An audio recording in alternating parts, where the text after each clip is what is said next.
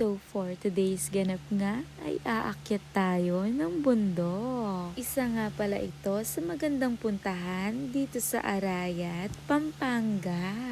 Meron nga palang entrance fee dito na 50 pesos. Pwede nyo nga din palang ipasok o iakyat ang inyong mga sasakyan. At dahil nakapadyera lang kami, iniwan na namin sa baba ang aming sasakyan. Eme! Sinimulan na nga namin ditong umakyat, mga Mima.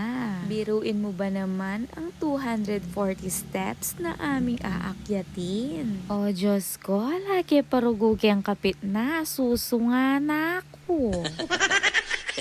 At dahil napagod nga kami dito, kakaakyat, nagpahinga muna kami dito sa Gedli. Kung meron ngang breathtaking view, meron nga din ditong forest sanctuary. Kung naghahanap ka nga ng peace of mind, I recommend this Kapesinukoan for you. Kung hindi ka pa nga nakapunta dito, nanano ka pa.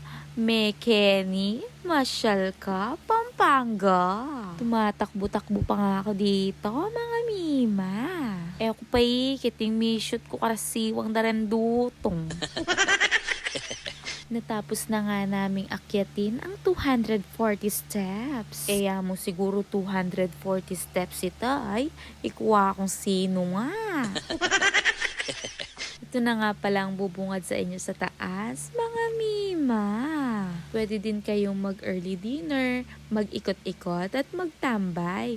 Open sila hanggang 9 p.m. Mabilis din ang kanilang servings kaya hindi ka maiinip dito, mga Mima. Sa dami ng tao, hindi naman napaghahalata na dinadayo ang kanilang coffee shop. Nakapag-order na nga kami at ganito naman ang view kapag gabi na. Hanggang dito na muna ang aking video. Thank you for watching, mga Mima.